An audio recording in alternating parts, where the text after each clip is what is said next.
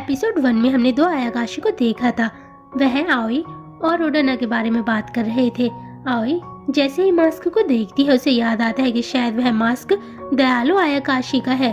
सभी आयाकाशी वहां पहुंचते हैं। फिर हमें रानमारू का असली चेहरा दिखाया जाता है। ओडाना उससे पूछता है कि तुम यहाँ पर क्या कर रहे हो।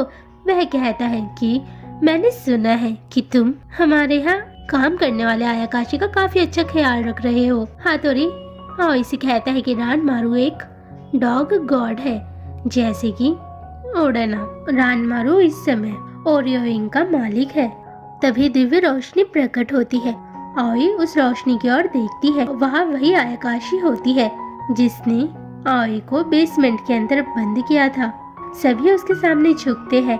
आओई हातोरी से पूछती है कि वह कौन है। वह कहता है कि इस समय वह ओरियोइंग के मालकिन है और उन्होंने ही तेंजिनिया इंक की स्थापना की थी। वह कहती है कि मुझे लगता था कि वह एक बच्ची है। हातोरी कहता है कि उन्होंने ही ओडाना को तेंजिनिया इंक का मालिक बनाया था और उन्होंने ही ओरियो इंक की स्थापना की थी जो कि इस समय साउथ में है। वह पूछती है कि तुम कैसे हो। ओडाना कहता है कि मुझे लगता था कि आप यहाँ पर नहीं आओगी क्योंकि आप अब ओरियो इंक में रहती हो। वह कहती है कि मैं यहाँ पर ओरियो इंक में काम करने वाले आयाकाशी को लेने के लिए आई हूँ। मैं हातोरी तोकोहिको और नोबुनागा को ले जाने के लिए आई हूँ और उनके साथ साथ मैं गिंजी को भी वापस ले जाना चाहती हूँ क्योंकि गिंजी ने 50 साल तक तेंजिनिया इंक में काम किया है और अब उसे वापस ओरियो इंक के लिए काम करना होगा क्योंकि उन्होंने एक कॉन्ट्रैक्ट को साइन किया था।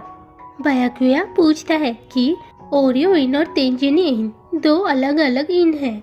वह कहती है कि मैं तुम्हें जानती हूँ, तुम अकाउंटिंग चीफ बायाकुया हो और मैंने ही दोनों इनकी स्थापना करी है, इसलिए मेरा निर्णय ही यहाँ पर चलेगा। ओडाना उसकी बात को मानता है। आयाकाशी को बिल्कुल भी विश्वास नहीं होता कि गिंजी एक स्पाई है। आओई को बुरा लग रहा होता है क्योंकि उसे अब भी लगता है कि गिंजी शायद दयालु आयाकाशी है। वह उसको रोकना चाहती है लेकिन वह कहता है कि गिंजी ने ये निर्णय स्वयं लिया है। वह गिंजी की ओर देखती है। गिंजी मास्क को पहनता है। आओई को याद आता है शायद वह दयालु आयाकाशी है। उसकी आंखों से आंसू आने लगते हैं और वह कहती है कि तुम दयालु आयाकाशी हो। वह उसको रोकना चाहती है। वह ओडाना से कहती है कि उसको जाने मत दो। आओई नोबुनागा को कुकीज का लालच देती है। नोबुनागा जहाज से नीचे उतरता है और उसकी ओर जाता है। वह कहती है कि तुम मुझे गिंजी को वापस करो वरना मैं तेंगु फैंग का इस्तेमाल करूंगी और इस जहाज को हवा में उड़ा दूंगी। रानमारू कहता है कि तुम काफी घटिया खेल खेल रही हो। वह कहती है कि तुम मुझे गिंजी को वापस करो। गिंजी आओई को रोकता है लेकिन वही आयाकाशी अपना जादू का इस्तेमाल करती है। वह बेहोश हो जाती है।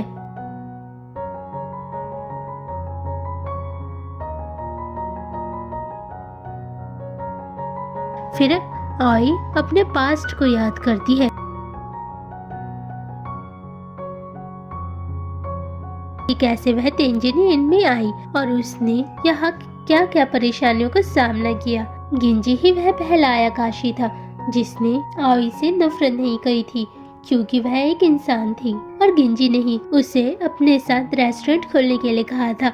उसे मत्सुबा की भी याद आती है कि उन्होंने उसे तेंगु फैन दिया था। उसे यह भी याद आता है कि स्नो वुमन और अकत्सु दोनों ही उससे नफरत करते थे क्योंकि वह एक इंसान थी। लेकिन अब कोई भी आयाकाशी उससे नफरत नहीं करता है। वह जैसा ओडाना के बारे में पहले सोचती थी वह बिल्कुल भी वैसा नहीं है। वह एक दयालु आयाकाशी है जो दूसरों की परवाह करता है। फिर उसे अपने बचपन का याद आता है कि कैसे दयालु आयाकाशी ने उसे खाना दिया था और उसे लगता है कि शायद गिंजी ही वही आयाकाशी है जिसने बचपन में उसकी जान बचाई थी।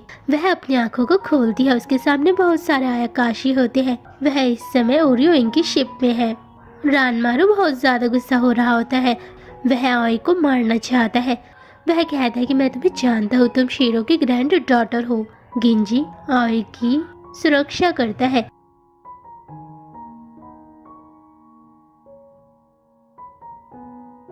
चिबी को कुछ समझ नहीं आ रहा होता है कि आओई कहाँ गई और अब उसे खाना कौन खिलाएगा।